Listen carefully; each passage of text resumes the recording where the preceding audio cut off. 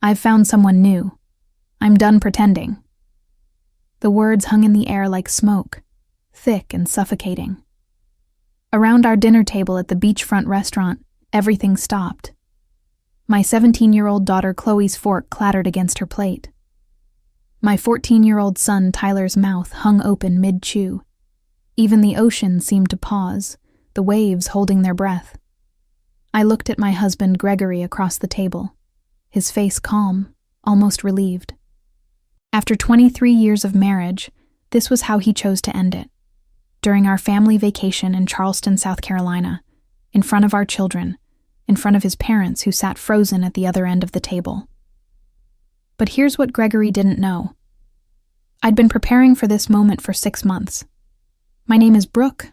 I'm 52 years old, and I work as a commercial real estate broker in Phoenix, Arizona. For the past 2 decades, I built a career while raising 2 kids and supporting a husband who spent more time networking than actually working. I thought we were partners.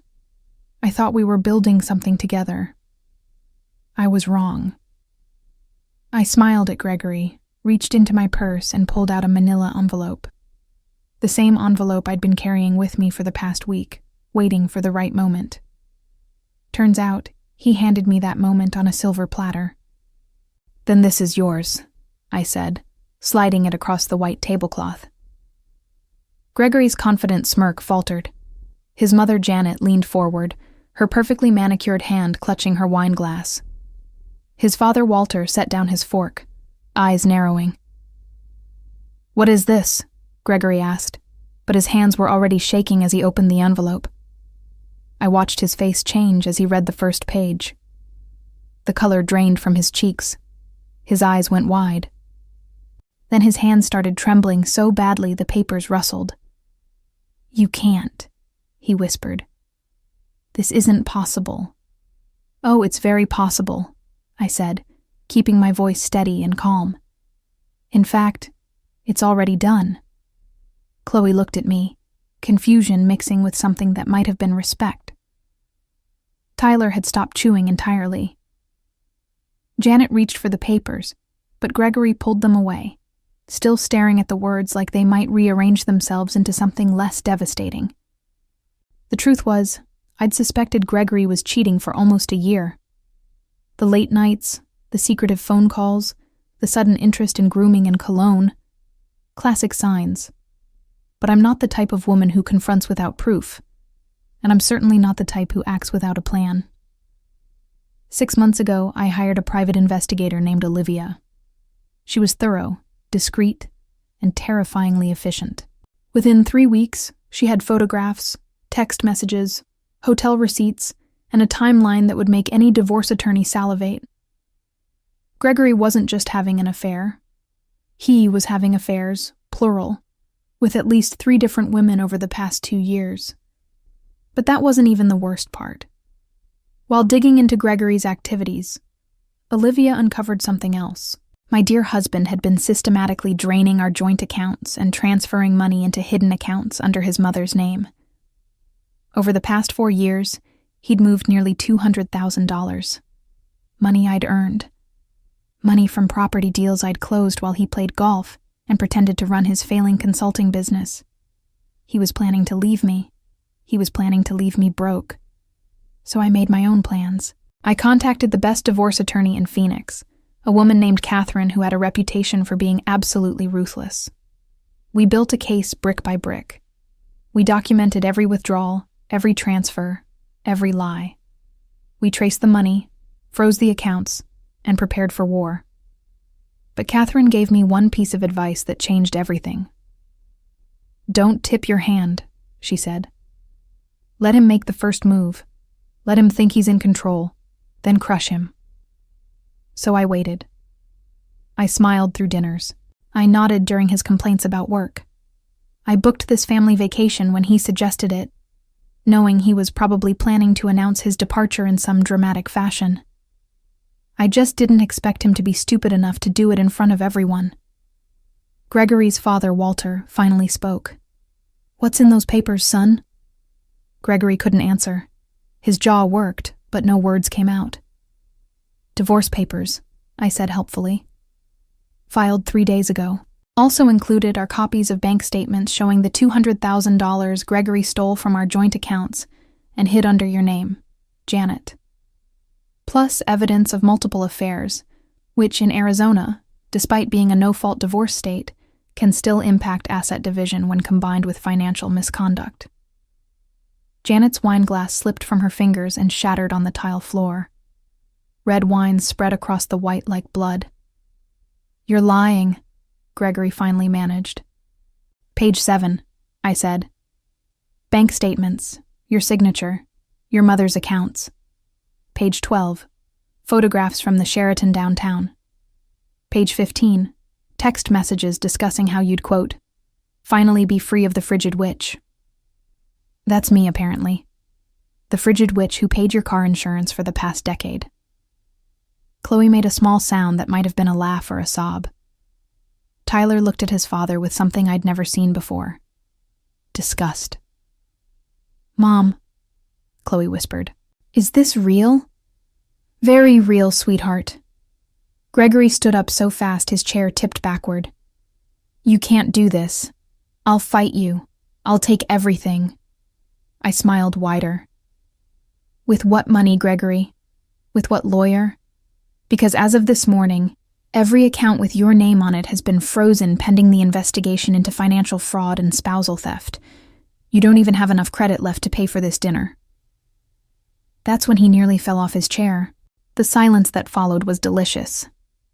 Gregory grabbed the edge of the table to steady himself, his face cycling through colors like a broken traffic light. Red from anger, white from shock, then a sickly green that suggested his expensive seafood dinner might make a reappearance. "This is insane," he finally said. "You're insane." "Am I?" I folded my hands on the table, picture of calm. "Let's review. You stole $200,000 from accounts that I funded with my earnings.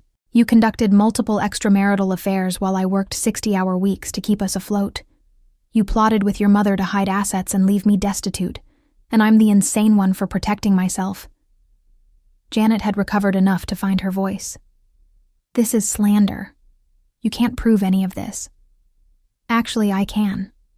Private investigators are wonderful things. So are forensic accountants. Did you know every electronic transfer leaves a trail? Even the ones you thought you'd hidden so cleverly." Walter was reading over Gregory's shoulder now, his distinguished face growing harder with each page. He'd built a successful accounting firm over 40 years, and he understood exactly what he was looking at. Financial fraud, theft, betrayal. "Is this true?" Walter asked his son. Gregory opened his mouth, closed it, opened it again like a fish drowning in air. "Don't answer that," Janet snapped. "We need a lawyer." "You'll need several," I agreed. "Criminal defense, family law, maybe even a tax attorney when the IRS gets involved. Those unreported account transfers are going to be interesting to explain." "You called the IRS?" Gregory's voice cracked. "Not yet. But Catherine assures me they'll be very interested in certain irregularities once the divorce proceedings are public record." I watched this information sink in. Gregory had always been clever in small, mean ways. Clever enough to hide affairs, to slowly drain accounts, to manipulate his mother into helping him. But he'd never been smart. Smart would have been covering his tracks better. Smart would have been not announcing his betrayal at a family dinner before securing his exit strategy. Tyler spoke for the first time since Gregory's announcement. "Dad, did you really steal money from Mom?" "It's not stealing," Gregory said weakly. "It's marital property. I had a right to it." "You had a right to half," I corrected. "After the divorce was finalized, what you didn't have a right to do was secretly transfer funds into hidden accounts while lying to me about our financial situation. That's called theft, Gregory. That's called fraud." Chloe stood up, her chair scraping against the floor. "I can't believe you. Mom worked so hard, and you just..." Her voice broke. She grabbed her purse and walked away from the table, heading toward the beach. Tyler looked between his father and me, then followed his sister. Good. They didn't need to see the rest of this. You're turning my children against me, Gregory said. No, you did that yourself. I just provided documentation. Janet was scrolling through her phone now, probably trying to reach their family lawyer. Good luck with that on a Saturday night during vacation season. Plus, once he heard the details, no competent attorney would touch this case without a substantial retainer. Money Gregory didn't have anymore. Walter set the papers down carefully. When did you know? I appreciated the question. Walter had always been the smart one in the family. About the affairs? Almost a year? About the money? 6 months. And you said nothing. I was gathering evidence, building a case, making sure that when this moment came, I'd have everything I needed. That's cold, Janet hissed. That's smart, Walter corrected his wife. He looked at me with something that might have been respect. You could have confronted him privately, worked something out. Could I have? Gregory was stealing from me, Walter, planning to leave me with nothing. You really think he would have suddenly developed a conscience if I'd asked nicely? Walter didn't answer. We both knew the truth. Gregory had slumped back into his chair, the envelope still clutched in his white-knuckled hands. Who is she? He asked suddenly. Your investigator. Who told you all this? Does it matter? I want to know who's been spying on me. A professional. Someone very good at her job. Someone who documented every hotel visit, every dinner, every text message to Stephanie, to Jessica, to Lauren. 3 women. Gregory. 3 that we know of. Were there more? He flinched at each name. How could you do this? Janet directed at me, not her son. Interesting. How could you destroy your family like this? I didn't destroy anything.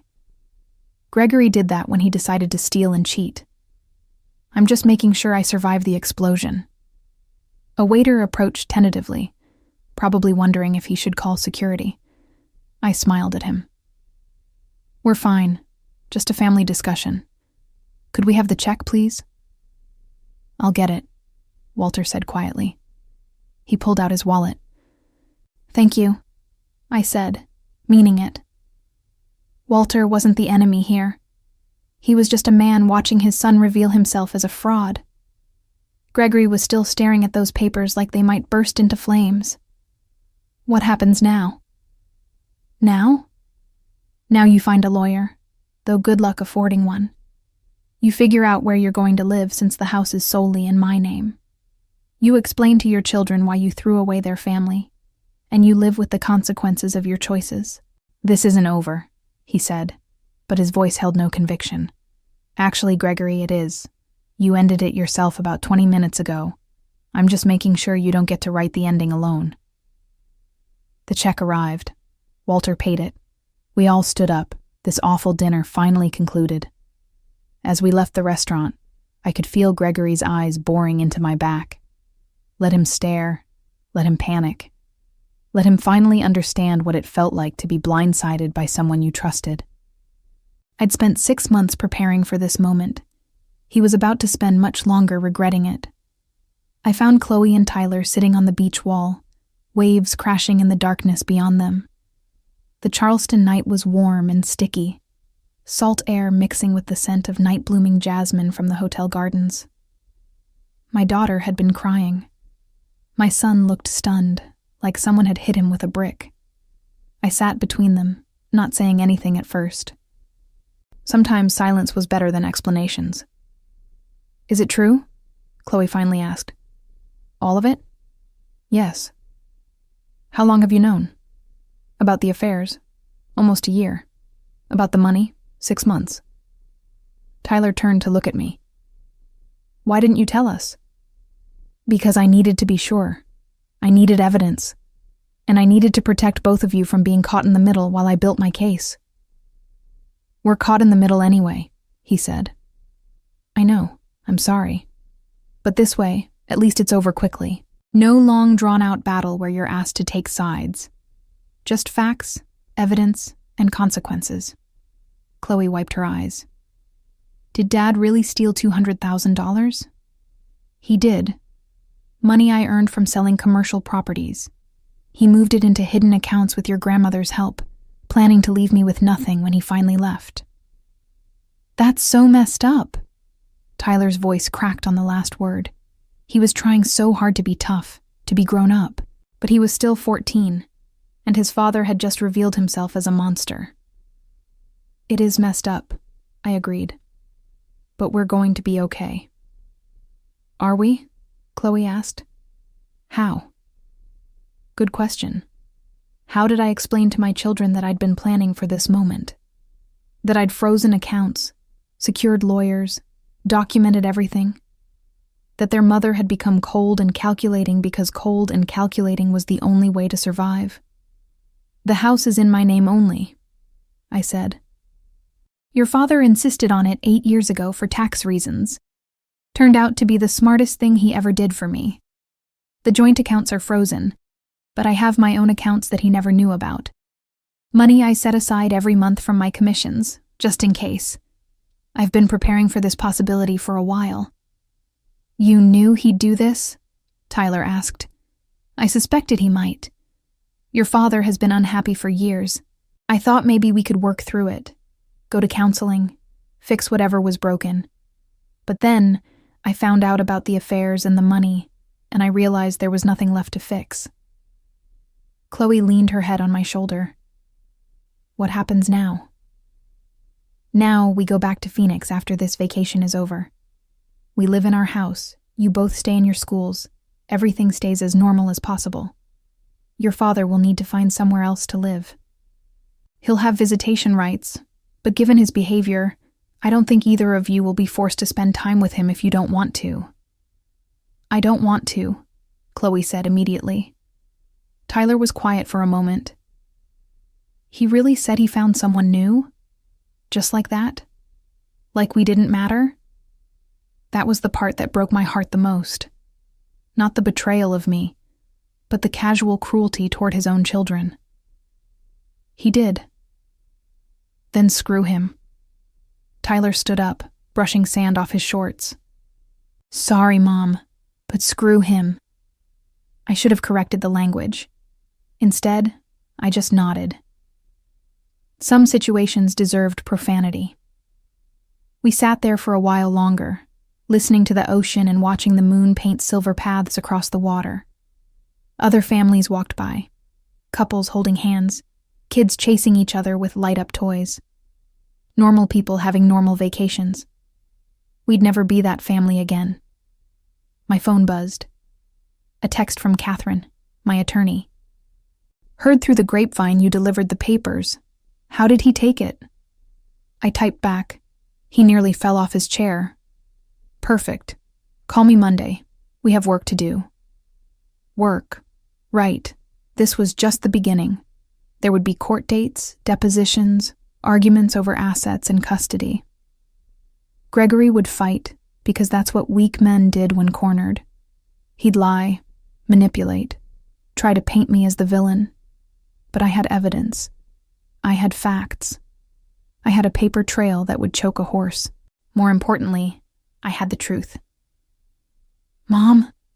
Chloe's voice was small. Are you okay? Was I okay? My marriage was ending. The man I'd loved for over 2 decades had betrayed me in every possible way. I was about to become a single mother, starting over at 52 years old. I will be, I said, and I meant it. We walked back to the hotel together, my arms around both kids. In the lobby, we passed Gregory arguing with his mother in harsh whispers. They both looked up as we approached. Janet's face was pinched with fury. Gregory's was desperate. Brooke, please, he started. Can we just talk about this? I think you said everything you needed to say at dinner. I made a mistake. I was confused. I didn't mean it. Which part didn't you mean? Finding someone new? Being done pretending, or the $200,000 you stole? He flinched. Janet grabbed his arm. Don't say anything else. Not until we have legal representation. Good advice, I agreed. You should listen to your mother. She's had plenty of practice helping you hide things. We walked past them to the elevators. As the doors closed, I caught one last glimpse of Gregory's face. He looked lost, scared, and suddenly very old. Good. In our hotel room, Chloe and Tyler claimed they wanted to watch movies and decompress. I let them, retreating to the balcony with my phone and a glass of wine I'd grabbed from the minibar. The ocean stretched out before me, dark and endless. Somewhere out there, my future waited. A future without Gregory. A future where I didn't have to wonder if I was being lied to. A future built on truth instead of false promises. I raised my glass to the moon. To new beginnings. The moon didn't answer, but I didn't need it to. I already knew what came next. The rest of the Charleston vacation was surreal. We stayed the full week because I'd paid for it, and I wasn't about to let Gregory's implosion ruin what little family time we had left. Besides, watching him squirm was oddly satisfying. He moved to a different hotel the next morning. Walter paid for it, I learned later, after Gregory discovered his credit cards were maxed out and his bank accounts frozen. Janet tried calling me twice, leaving increasingly hysterical voicemails about how I was destroying their family. I deleted them without listening all the way through. Chloe and Tyler seemed lighter without their father around. We went to the beach, toured historic homes, ate seafood until we were stuffed. In quiet moments, I caught them watching me with new eyes, like they were seeing someone they'd never quite noticed before. You're kind of a badass, Mom, Chloe said one afternoon while we were shopping for souvenirs. Language, I said automatically, but I was smiling. The real chaos started when we got back to Phoenix. Catherine had been busy during our vacation. By the time I landed, she had court dates scheduled, temporary orders filed, and a strategy that would make Sun Tzu proud. We met at her downtown office the Tuesday after I returned, and she laid it all out. Gregory's retained Thomas Patterson, she said, sliding a folder across her glass desk. He's expensive but not very good. Specializes in bullying opposing counsel and hoping they cave. Won't work on me. How is Gregory affording him? Janet's paying. Liquidated some stocks. Walter's apparently refusing to contribute, which is interesting. It was interesting. Walter had always been the reasonable one. Maybe seeing the evidence had finally opened his eyes to who his son really was. What's our timeline? I asked. First hearing is in 3 weeks. Temporary custody and support orders. Gregory's going to argue he should have the kids 50% of the time and that you should pay him spousal support since he's currently unemployed. I laughed. Actually laughed. He's going to argue I should pay him? He's going to try, won't work. Not with the fraud charges hanging over his head. Fraud charges? Catherine smiled. It wasn't a nice smile. I filed a complaint with the police department yesterday. Spousal theft, financial fraud, identity theft for using accounts under Janet's name without proper authorization. They're investigating. My stomach dropped. He could go to jail. Probably not. But he could face fines, restitution requirements, and a criminal record. More importantly, it strengthens our position in the divorce. A judge isn't going to look kindly on someone who stole $200,000 from his wife. I sat back, processing. This was real. This was actually happening. What do I need to do? Keep living your life. Keep working. Keep being the stable parent. Document everything. Every text from Gregory, every call, every interaction. And whatever you do, don't engage with Janet. She's trying to build a narrative that you're vindictive and unstable. Am I vindictive? You're protecting yourself and your children. There's a difference. I left Catherine's office feeling equal parts empowered and terrified. This was war, and I'd fired the first shot. Now I had to live with the consequences.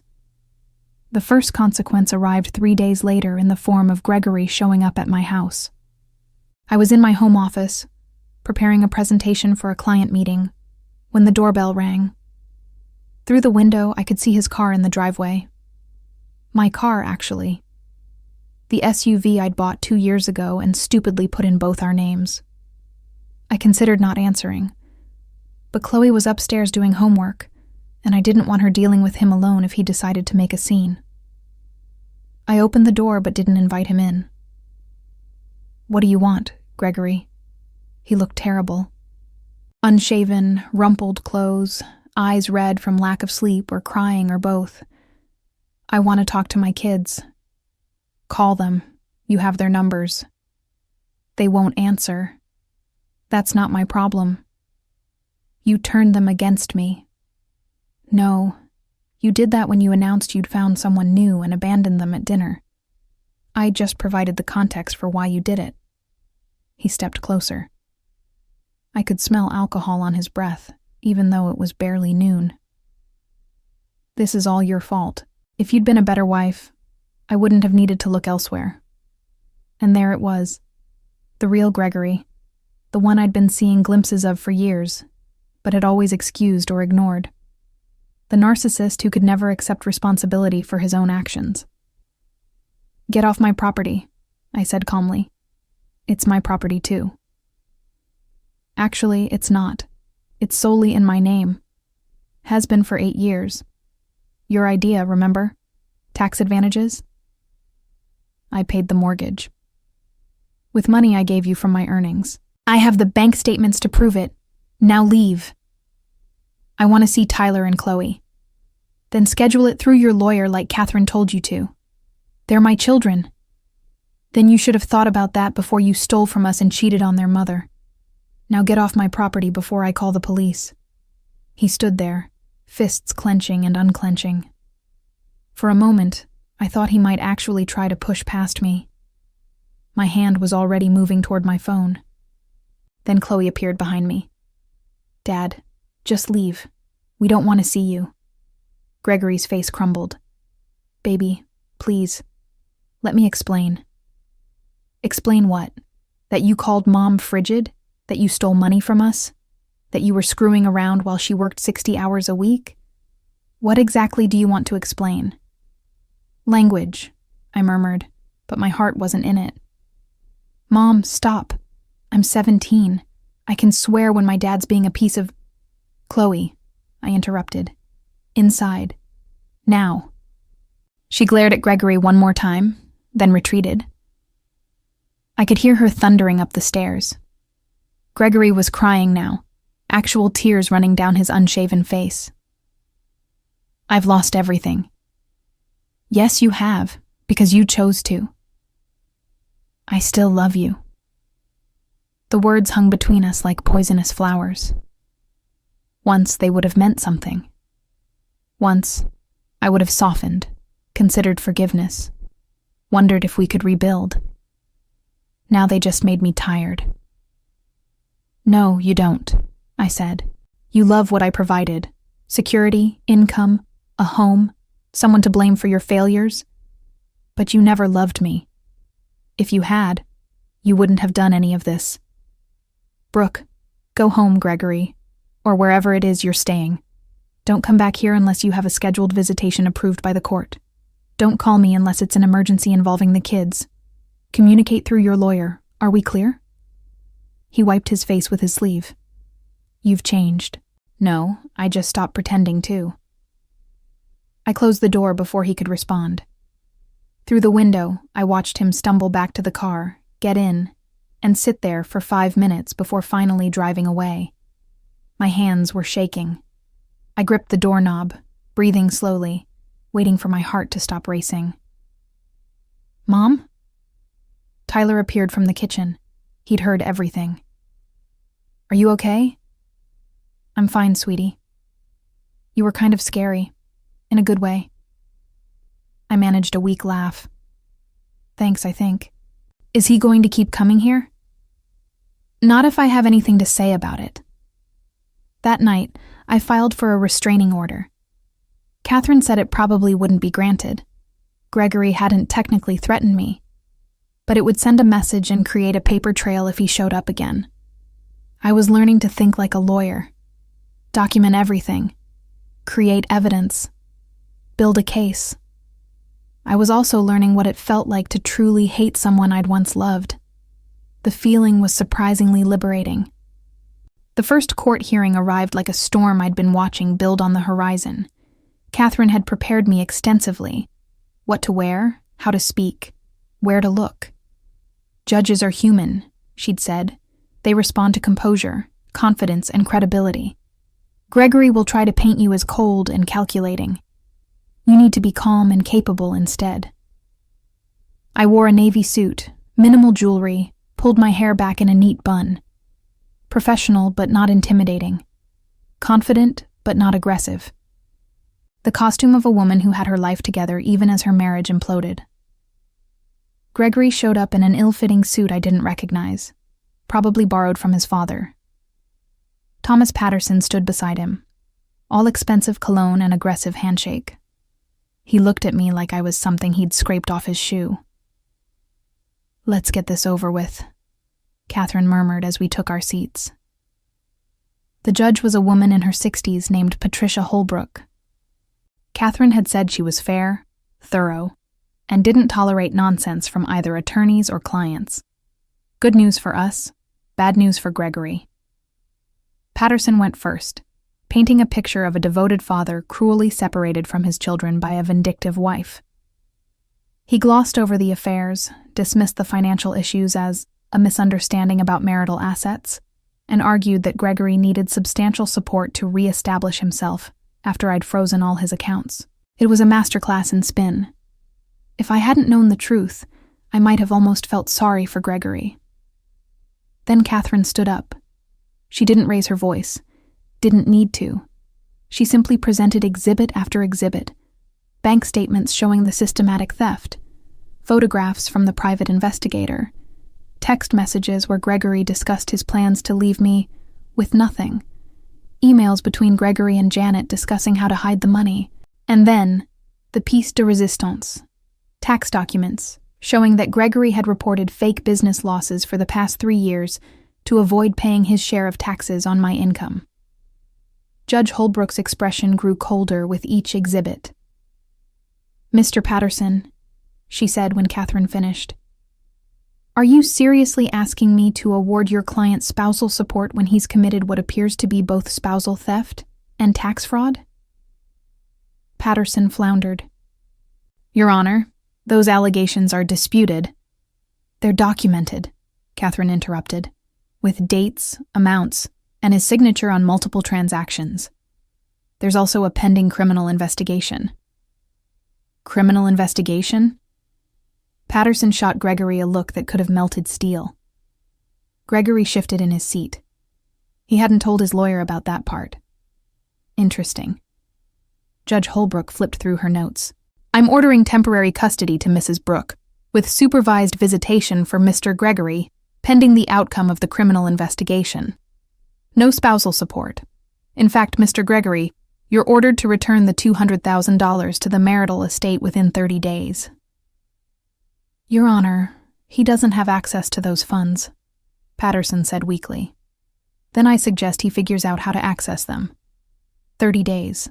Next hearing in 60 days to assess progress on financial restitution and criminal investigation outcomes. We're adjourned." The gavel came down like a gunshot. Patterson was already berating Gregory in harsh whispers as we left the courtroom. Catherine squeezed my arm. "That went better than I expected. He has to pay it back. Within 30 days or he'll be held in contempt, which means possible jail time. Will he actually go to jail? Probably not. Janet will probably liquidate more assets to help him. But it'll hurt, and that's what matters." We walked out into the Phoenix sunshine. It was April, and the heat was just beginning to build toward the brutal summer months. I felt lighter than I had in months. Years, maybe. "Drinks to celebrate?" Catherine asked. "Rain check." I need to pick up Tyler from baseball practice. Then coffee tomorrow morning to discuss next steps. Deal. I drove to Tyler's school, still riding the high of victory. Gregory had thought he could manipulate the system, use his charm and his mother's money to paint me as the villain. Instead, he'd been exposed for exactly what he was. But the high didn't last long. I was waiting in the school parking lot when my phone rang. Unknown number. I almost didn't answer, but something made me pick up. Is this Brooke? Who's asking? My name is Cassidy. I'm one of the women your husband was seeing. My hand tightened on the steering wheel. I'm aware of the affairs. If you're calling to gloat, I'm not. I'm calling because I think you need to know something. What? I'm pregnant.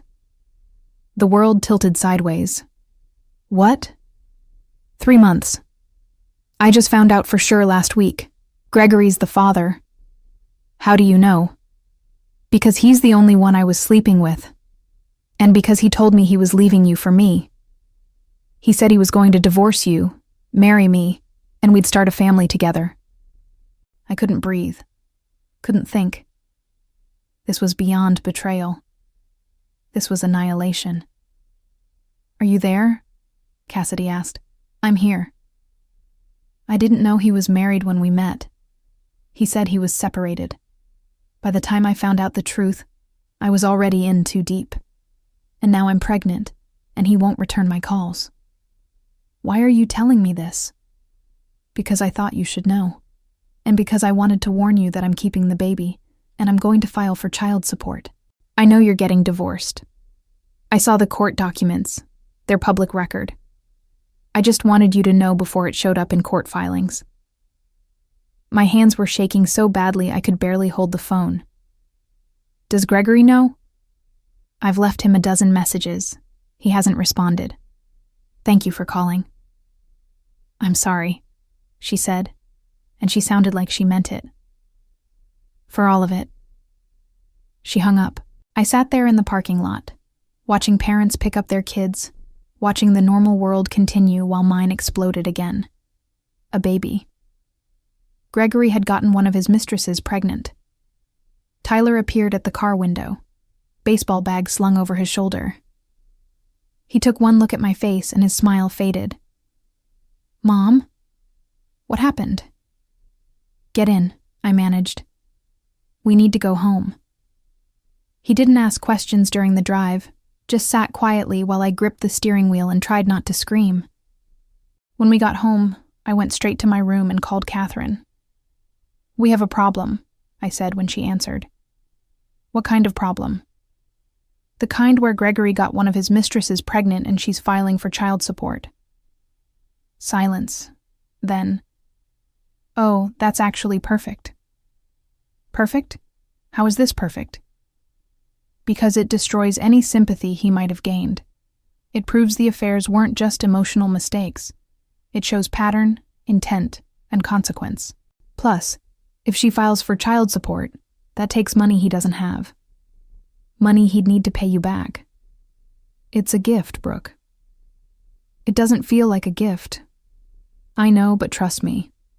This actually helps us. I hung up and lay back on my bed, staring at the ceiling. 23 years of marriage, 2 children, a life built brick by brick, now reduced to rubble. And somewhere, a woman I'd never met was carrying my husband's child. The universe had a sick sense of humor. I didn't tell the kids about Cassidy. Not yet. They were already dealing with enough. But the knowledge sat in my chest like a stone, heavy and cold. Catherine filed a motion to compel Gregory to disclose all potential child support obligations. Patterson fought it, but Judge Holbrook wasn't having it. If Mr. Gregory has fathered a child outside this marriage, it's absolutely relevant to asset division and support calculations, she ruled. Gregory had to admit it in a deposition 2 weeks later. I wasn't there, but Catherine played me the recording. His voice was small, defeated. Yes, I'm potentially the father of Cassidy's child. We're waiting for paternity test results. Potentially. Still trying to weasel out of it. The paternity test came back positive in early May. Gregory owed child support starting immediately, which meant the $200,000 he was supposed to return to me was now going to be split between me and Cassidy. Janet was furious, calling me at all hours until I blocked her number. Walter, on the other hand, stopped by the house one evening with a bottle of wine and an apology. "I didn't know," he said, standing on my front porch like a man at confession. "About any of it. The stealing, the affairs, the planning. If I had known, I would have stopped it." "Would you have?" He met my eyes. "I'd like to think so.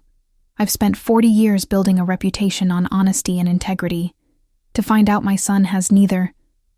I'm sorry you're going through this." "You're sorry? Brooke, you're the victim here." "We're all victims of Gregory's choices. Even him in a way." Walter smiled sadly. "You're more gracious than he deserves." We stood there for a moment, the evening air warm and desert dry. "Janet's convinced you planned this whole thing," he said. "That you trapped Gregory into revealing himself. I did trap him, but only after I found out what he'd been doing for years.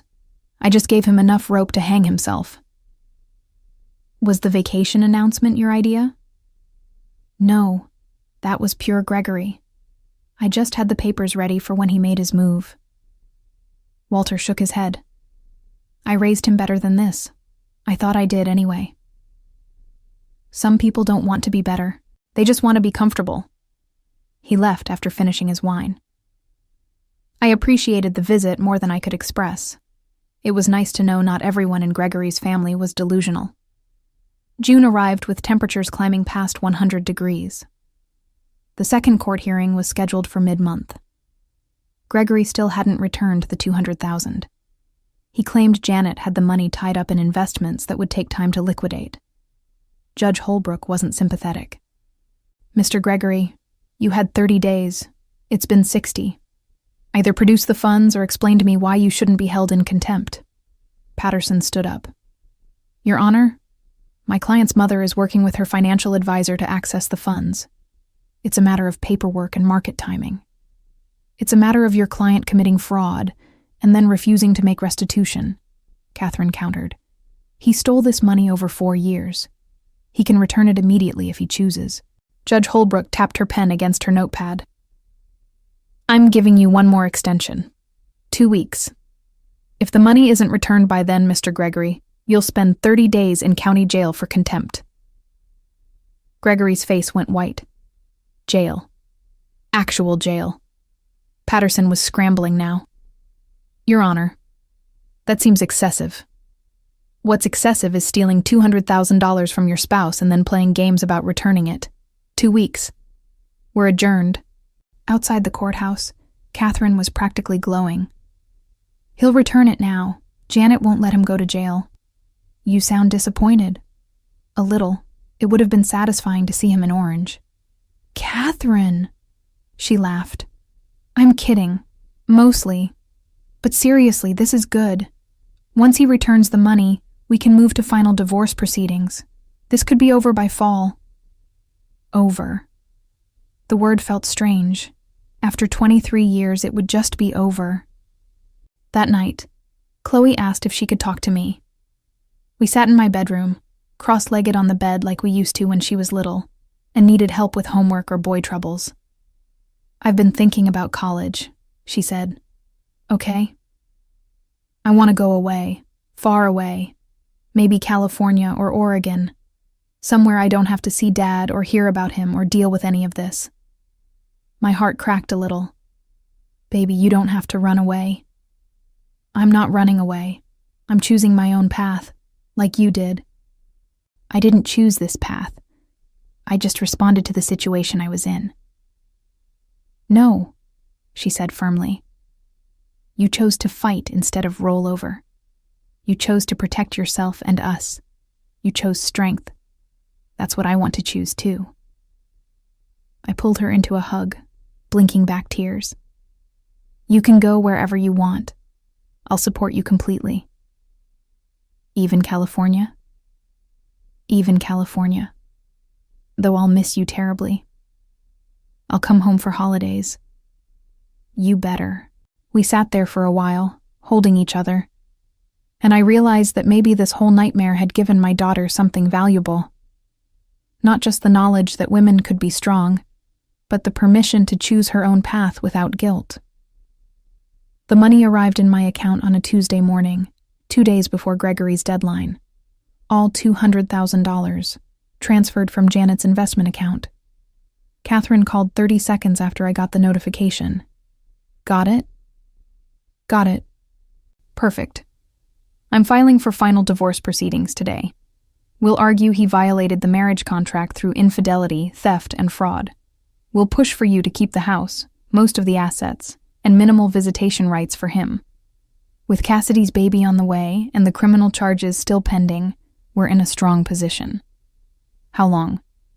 2, maybe 3 months until it's finalized. You'll be free by your birthday." My birthday was in September, free by 53. The thought should have made me happy. Instead, I just felt hollow. That weekend, I took Tyler and Chloe hiking at Camelback Mountain.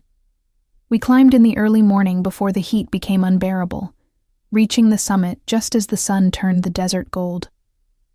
"Mom," Tyler said, breathing hard from the climb, "do you think Dad will ever apologize?" "I don't know. Do you want him to?" Did I? I'd spent so much energy being angry, being strategic, being strong. But underneath it all, did I want an apology? An explanation? Some sign that the man I'd loved for 2 decades had actually existed at all? "I think I want him to understand what he destroyed," I said finally. "But I don't think he's capable of that kind of self-awareness." "That's sad," Chloe said. "It is, but it's not our responsibility to make him understand. We just have to move forward." We stood there on top of the mountain, looking out over Phoenix spreading below us like a promise. The city where I'd built my career, raised my children, survived my marriage. The city where I'd build my future, whatever that looked like. The final divorce hearing was scheduled for late August, just 3 weeks before my 53rd birthday. Summer in Phoenix was brutal that year, temperatures hovering around 115 degrees, the air so dry it burned your lungs. I felt like the city itself was trying to purify me through fire. Gregory had been living in a small apartment near Tempe, funded by Janet's increasingly dwindling resources. The criminal investigation had resulted in a plea deal. He'd avoid jail time if he paid restitution and accepted 3 years of probation. Walter had finally put his foot down and refused to contribute any more money to his son's legal defense. Janet was left shouldering the entire burden alone. Cassidy had her baby in July, a girl she named Sophie. Gregory saw her twice, according to the child support enforcement documents Catherine showed me. He was already 3 months behind on payments. "He's going to lose his license soon," Catherine said during one of our prep meetings. "Can't practice in his field with a criminal record and unpaid child support. He's basically unemployable now. What will he do? Not your problem anymore." She was right, but I still felt a strange twist of something that might have been pity. 23 years didn't just evaporate, even when they should. The night before the hearing, Chloe came to my room with her college acceptance letters. She'd gotten into 3 schools in California, 2 in Oregon, and 1 in Washington. "I'm thinking University of San Diego," she said, spreading the letters across my bed like tarot cards reading the future. "That's far." "That's the point, Mom. Fresh start. New life. Like you're getting." "I'm not getting a new life. I'm just getting my old one back." "No, you're getting a better one. You're getting the version where you're not carrying dead weight." I wanted to argue, to tell her that her father wasn't dead weight, that he'd contributed something to our family besides pain and debt. But I couldn't think of what that something was. Tyler was less decisive about his future. At 15, he was caught in that terrible space between childhood and adulthood, watching his family implode and trying to figure out who he was supposed to become. He'd started seeing a therapist in June, a kind woman named Patricia who specialized in teens dealing with family trauma. "How's Tyler doing?" I asked her during a parent check-in session. "He's angry," Patricia said, "which is healthy. He's allowed to be angry. He's also sad and confused and sometimes relieved that the tension is finally over. That's all normal. Will he be okay? Eventually. Kids are resilient, and he has you, which matters more than you probably realize." The morning of the hearing, I dressed in the same navy suit I'd worn to every court appearance, my uniform of war. Catherine met me at the courthouse steps, looking sharp and gray with her briefcase like a weapon. "Ready?" "As I'll ever be." "Remember, Gregory's going to try one last manipulation. He might cry, he might plead, he might try to paint himself as the victim. Don't react. Stay composed. Let me handle him." Inside, the courtroom was cold from aggressive air conditioning, a stark contrast to the inferno outside. Gregory was already there with Patterson, both looking like they'd rather be anywhere else. Gregory had lost weight, his suit hanging off him like a scarecrow's clothes. His hair was graying at the temples in a way I'd never noticed before. He looked old, defeated, broken. Good. Judge Holbrook entered, and we all stood. She'd been assigned to our case from the beginning, which Catherine said was lucky. She's seen everything from the start. She knows exactly who Gregory is. The proceedings started with Patterson making one last desperate pitch for joint custody and a more equitable asset split. "My client has made mistakes," he said, "but he's still the father of these children. He deserves to maintain a relationship with them." "He has supervised visitation," Judge Holbrook said, "which he's used exactly 4 times in 6 months. If Mr. Gregory wanted a relationship with his children, he's had ample opportunity. He's been dealing with significant life changes he created through his own choices. Mr. Patterson, I've been practicing family law for 30 years. I can spot a manipulator when I see one. Your client stole from his wife, cheated on her repeatedly, fathered a child with another woman, and has shown 0 remorse or accountability. I'm not interested in rewarding that behavior." Patterson sat down. He knew when he was beaten. Catherine presented our final requests. I'd keep the house, my retirement accounts, and 70% of remaining marital assets. Gregory would get his personal belongings, his car, which was 8 years old and barely running, and 30% of assets, minus the restitution he still owed. He'd have supervised visitation with the kids until they turned 18, at which point they could decide for themselves. No spousal support either direction. Clean break. Judge Holbrook reviewed the documents, asked a few clarifying questions, then looked directly at Gregory. "Mr. Gregory, do you have anything to say before I make my ruling?" Gregory stood slowly. I braced myself for the tears, the pleading, the manipulation Catherine had warned me about. "I'm sorry," he said quietly. "For all of it. I was selfish and stupid, and I destroyed the best thing I ever had." The courtroom was silent. Even Judge Holbrook seemed surprised by the straightforward admission. "I don't expect forgiveness," Gregory continued. "I don't deserve it. I just wanted Brooke to know that she was right about everything. About me, about what I did, about why I did it. She deserves better than I ever gave her." He sat down. Patterson looked stunned. Catherine's eyebrow raised slightly. I felt nothing. His words were just words. Empty sounds in a cold room. Too little. Far too late. Judge Holbrook cleared her throat. "Thank you for your honesty, Mr. Gregory, even if it comes at the 11th hour. However, remorse doesn't undo harm. I'm granting the divorce on the terms proposed by Mrs. Brooks' counsel. This marriage is dissolved. You're both free to move forward with your lives." The gavel came down one final time. It was over.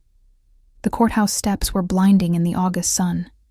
Catherine was talking about final paperwork and asset transfers, but I barely heard her. 23 years had just been reduced to signatures on legal documents and a judge's pronouncement. Done. Finished. Over. Brooke? Catherine touched my arm. Are you okay? I don't know what I am. You're free. That's what you are. Free. The word felt strange, like trying on clothes that didn't quite fit yet. I'd been Gregory's wife for so long I wasn't sure who Brooke was without that title attached. Go home, Catherine said. Open wine. Celebrate. You won. Had I won? It didn't feel like winning. It felt like surviving a natural disaster. Exhausted, traumatized, but still breathing. I drove home through familiar streets, past the office buildings where I'd closed million-dollar deals, past the school where I'd dropped Tyler off that morning, past the coffee shop where Gregory and I used to meet for breakfast on Saturdays back when things were good. Or when I'd thought they were good. The house was empty when I arrived. Tyler was at baseball practice. Chloe at a friend's house. I stood in the foyer, looking at the home I'd fought so hard to keep, and suddenly understood why I'd fought for it. Not because of the house itself, but because it represented something Gregory couldn't take from me. Proof that I'd built something lasting without his help, despite his betrayal. My phone buzzed. A text from Walter. Heard it's final. Congratulations, if that's the right word. You deserved better than what my son gave you. I wrote back. Thank you for everything, for being honest and decent when you didn't have to be. Another text, this one from a number I didn't recognize. This is Cassidy. I know this is weird, but I wanted to say thank you for not making Sophie part of the court battle. She doesn't deserve to be collateral damage. Neither did any of us, I replied. Take care of your daughter. I hope Gregory steps up for her, but if he doesn't, you seem strong enough to do it alone. Learned from watching you. The texts kept coming. Friends I'd lost touch with during the marriage, colleagues who'd heard through the grapevine, even my own mother calling from Florida where she'd retired 5 years ago. I never liked him, she said without preamble. You could have mentioned that before I married him. Would you have listened? Probably not. Well, you're free of him now. What are you going to do? What was I going to do? I'd spent so much energy on the fight that I hadn't thought much about the after. I don't know. Work. Raise the kids. Figure out who I am. You're Brooke. You've always been Brooke. You just forgot for a while.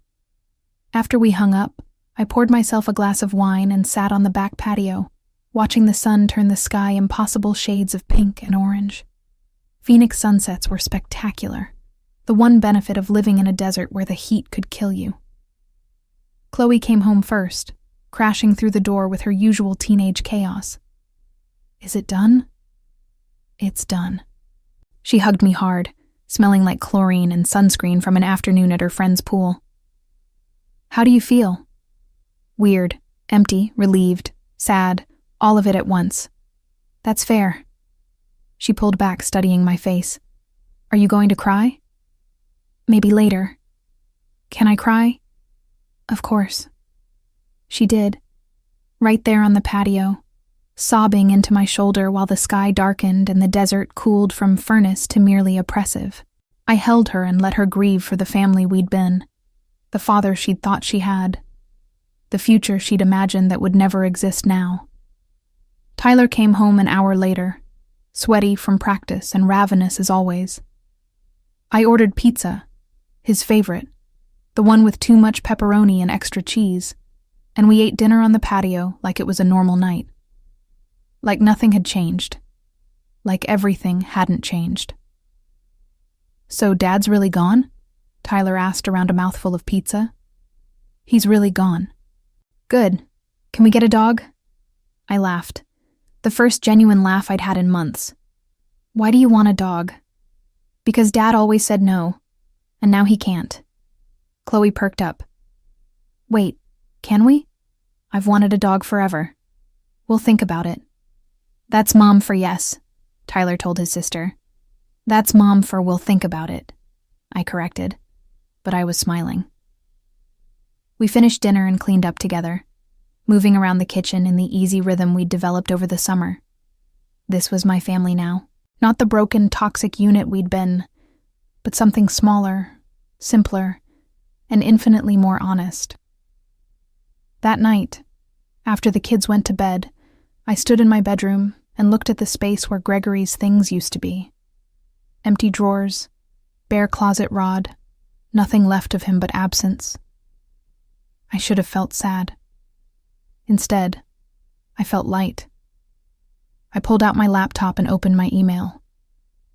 There was a message from Catherine with all the final divorce documents. I downloaded them to a folder labeled "Done" and closed the computer. 23 years reduced to digital files in a folder. But also, 23 years survived, endured, overcome. I climbed into bed, in my house, in my life, and slept better than I had in years.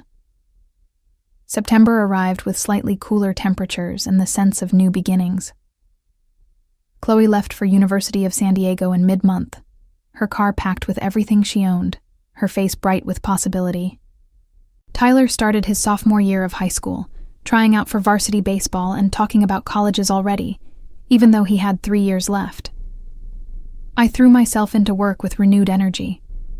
Without the constant drain of Gregory's needs, complaints, and betrayals, I found I had time and focus I'd forgotten existed. I closed 3 major deals in September alone, earning commissions that made my bank account look healthy for the first time in years. My colleagues noticed the change. "You're different," my boss Jennifer said over coffee one morning. "Sharper, more focused. I got rid of dead weight." Gregory was always dead weight. I'm glad you finally saw it. You could have said something. Would you have listened? It was the same question my mother had asked. The answer was the same too. Probably not. In October, I got a call from an unknown number. Gregory.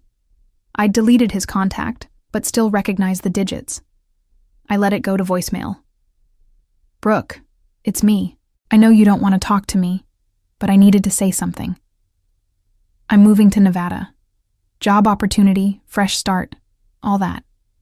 I wanted to let you know so you don't think I'm abandoning Tyler and Chloe. I'll still be close enough to visit. I'm trying to do better, be better. Anyway, I hope you're doing okay. You deserve to be okay." I deleted the message without finishing it. Catherine called the next day. "Did Gregory contact you?" "How did you know?" "Because he sent me a formal notice that he's relocating, required by the custody agreement. He's taking a job at a car dealership in Las Vegas, sales position." "Good for him, I guess." "He's also 3 months behind on child support again. For both Sophie and your kids. Cassidy's filing for wage garnishment." "Not my problem anymore." "Exactly. But it bothered me more than I wanted to admit. Not because I needed his money, I didn't. But because Tyler and Chloe deserved a father who followed through, who showed up, who tried. Instead, they got Gregory, who ran away to Nevada and played victim. Tyler took the news stoically. Whatever. I didn't want to see him anyway. Chloe was more philosophical. Maybe it's better this way. Clean break. No awkward forced visits where we all pretend things are fine. My smart, perceptive daughter. When had she gotten so wise? November brought my first real date since the divorce. A colleague set me up with a divorced architect named James who liked hiking and classic movies. We met for dinner at a quiet restaurant, talked for 3 hours, and parted with a promise to do it again. He texted the next day. "Had a great time. You're fascinating."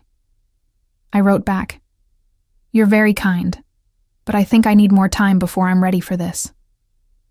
He responded with a thumbs up and, "Whenever you're ready, if ever, let me know." I appreciated that. No pressure, no expectations. Just space to heal. The holidays approached with a mix of dread and anticipation. First Thanksgiving without Gregory, first Christmas. but also first holidays where I didn't have to manage his moods, his parents, his demands. Walter invited us to Thanksgiving at his house. Janet had apparently moved to California to be near Gregory, which said everything about where her priorities lay. We accepted Walter's invitation and had a surprisingly lovely dinner with him and his sister's family, people who'd always been kind to me even when I was married to Gregory. "I'm divorcing Janet," Walter told me quietly while we were cleaning up after dinner. "Should have done it years ago. Took watching her enable Gregory to finally open my eyes. I'm sorry. Don't be. Some marriages are meant to end. Mine, yours. We're both better off." For Christmas, I took Tyler to San Diego to visit Chloe. We spent a week at the beach, eating fish tacos and watching the sunset over the Pacific. Chloe had made friends, joined clubs, discovered she loved marine biology. She was thriving. "I think I made the right choice," she said one evening while we walked along the shore. "Leaving, starting over." "You did. You absolutely did. You should too." "I did start over. I'm divorced, remember?" "No, I mean really start over. Date, travel. Do something crazy. You spent 23 years taking care of Dad and us. Now take care of yourself." She was right. I'd spent so long being a wife and mother that I'd forgotten how to just be Brooke. On the flight home, I made a list on my phone. Things I wanted to do now that I was free. Take a photography class. Learn to sail. Visit Italy. Read all the books I'd been too tired to read. Say yes to opportunities I'd been too busy to consider. Live deliberately instead of reactively. Build a life that was mine, not a compromise, not a supporting role in someone else's story. Just mine. Gregory's move to Las Vegas lasted 6 months before he was fired for missing work and showing up drunk. He bounced between jobs after that, sales positions mostly, each one lasting shorter than the last. His relationship with Cassidy deteriorated completely after he missed Sophie's first birthday, and she eventually got a restraining order when he showed up at her apartment demanding money. Tyler and Chloe stopped responding to his texts by the time Tyler graduated high school. He became a ghost in their lives, an occasional awkward phone call on birthdays that they tolerated out of obligation rather than affection. Janet spent the last of her savings supporting Gregory's failures before finally cutting him off. She died alone in a small apartment in Henderson, Nevada, 3 years after the divorce, her obituary noting only one surviving son. Gregory didn't attend the funeral. Walter remarried a year after his own divorce, a lovely woman named Patricia who made him laugh. He stayed in touch with me and the kids, proving that some family bonds transcended biology. As for me, I stood in my backyard one spring evening, 2 years after the divorce, watching the desert bloom with wildflowers that only appeared after the winter rains. I'd learned to sail, visited Florence, started the photography class. I'd even gone on a few more dates, though nothing serious yet. Maybe someday. Maybe not. It didn't matter. What mattered was that I'd reclaimed myself. I'd fought back against betrayal and won. Not perfectly, not without scars, but completely. And standing there in the fading light, I realized something important. The best revenge wasn't the court victories or the money or watching Gregory fail.